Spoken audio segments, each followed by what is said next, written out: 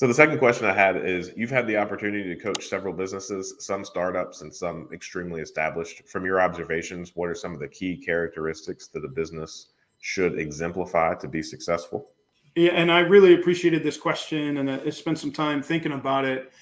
And I think there's four things. One is clarity of purpose. And why clarity of purpose? Because that provides focus. And this goes back to, my values and my expectations. There's alignment. There's alignment of what they say and what they do. And when there's alignment between words and deeds, then there's engagement. There's engagement of that team that you talked about, right? And you talked about, hey, you know what? I would take this team anywhere. And I think that goes back to the engagement of the people that are on your team. And then they have a process that works for them, right? There's tons and tons of business models out there. And some work for some people and some don't.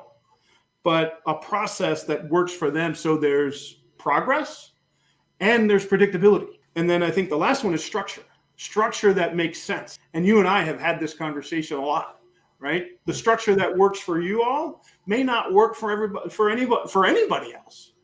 But that structure provides support. It provides support internally and externally. When I think about what makes the Ingram Capital dream work, part of it is the structure that you have, both internally and externally, the mentors that you have, the advisors that you have, and everything else. It allows you to thrive in the environment that you're in. So the things that I think those organizations that really excel: clarity, alignment, process, and structure.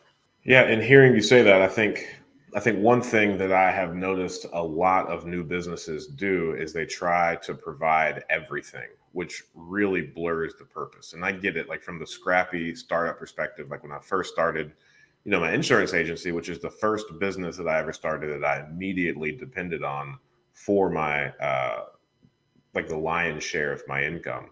Sure. I was willing to do just about anything. I would write insurance on risks that I didn't fully have an understanding of, businesses that I didn't quite know what I was doing. And I spent so much of my time learning, one of the oldest industries that we have today, right? Insurance. So it's one of those things that I could have spent an endless amount of time constantly learning at everything that came at me. But, I really experienced the first kind of jumpstart and acceleration and success when I stopped trying to do everything. And I decided that I'm going to niche down and for the most part, only write insurance on other people that have investment properties, not home, not auto, nothing crazy.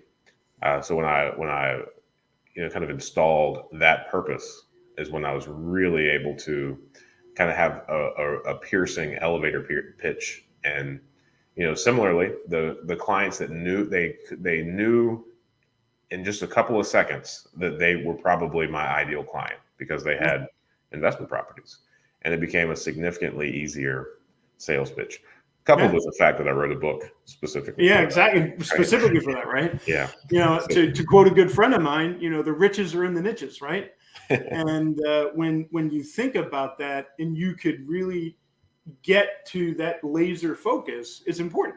And I was the same way as a coach, right? If I rewind the clock 6 years ago, and maybe it was part ego, part something else, I could coach anybody. That may be true. It's not, but how value added was I to those people that I may not have shared the right values with, the right priorities and expectations, right? We talked about that earlier. And people ask me, what do you do, right? What is your positioning statement now? And it's significantly different, right? Because I enjoy the opportunity to support small business owners, entrepreneurs and their teams. And I guide them to the clarity, alignment, process, and structure they need to thrive in new and challenging environments. And if I could do that with military veterans and first responders, that's the niche that I like and enjoy and get energized by. Yeah, that makes a lot of sense. And I think, and I guess from your perspective and the way that I framed this question is, startups need to really, really focus on their clarity and purpose so they can be very convincing and, really cut through all the noise when they are looking for their clients and kind of broadcasting themselves out. And then probably the more established companies, you need to kind of circle back because they have probably lost focus or lost sight on what their original purpose is. Because, when I think about clarity of purpose and established companies, I mean, obviously like Amazon comes to mind, right? Like they originally were very clear, had a very concise purpose about we're going to take books online and we're going to be like the world's largest online bookstore. And then slowly they have, created offshoots. They've taken over shipping. And we're all familiar with exactly what Amazon does. So it's easy to see that they started out with massive clarity. And while they're still executing at a very high clip, it also, I don't think in one word or one sentence, you could describe what Amazon currently does. Yeah, except everything. Yeah. Yeah, that's a good point.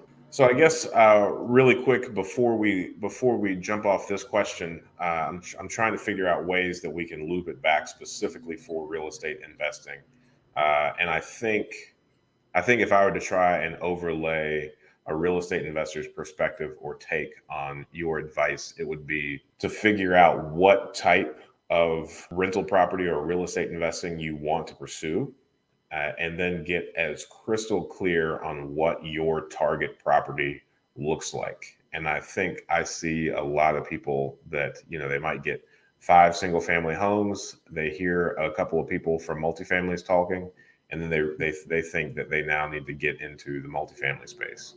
Yeah, or they want to get into the VRBO space or whatever it is. And I think the thing that's overlooked, especially when you're, super focused on hitting financial metrics and you think that VRBO, you're going to get 10 times the rent. Well, I think the thing that's overlooked is that calls for a completely different and extra infrastructure to be in place for you to be successful in that thing.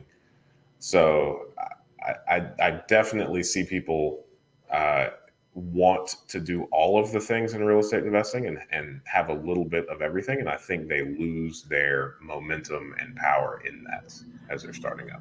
Yeah. And you talked about the structure that's required to do those different things. That structure in and of itself is going to eat into that financial goal that you have. So really defining what you want to do and really what your areas of genius are at the outset would really serve some of the people that are watching this channel right now. Mm-hmm. Yeah, I agree. And then I also think that if you get into a space, like if you from the onset you decide you want to go into Airbnb or VRBO because that at least from a gross perspective you can 10x what just a traditional long-term rental would do. There's no shame in changing, pivoting, or deviating once you get in there and realize, one of the things that we talked about earlier, like if this doesn't fit in your ideal, like the way that you allocate your time or what your vision for your future is, or if it's not the way that you want to spend dealing with those issues, then it's okay to move on and change. Yeah, you're not changing your why. You're not changing your purpose. You're just changing your how. Thanks for watching that clip. I thought that was a good question. And I think you can ask good questions too. Join us every Friday morning at 8 a.m. Eastern Standard Time for a live stream Q&A where we answer plenty of questions just like this one. In the meantime, consider subscribing to the channel if you want more of this content. And if you want to increase your deal flow, analyze properties better, and help me feed my family, click the link below for a free 7-day trial of PropStream.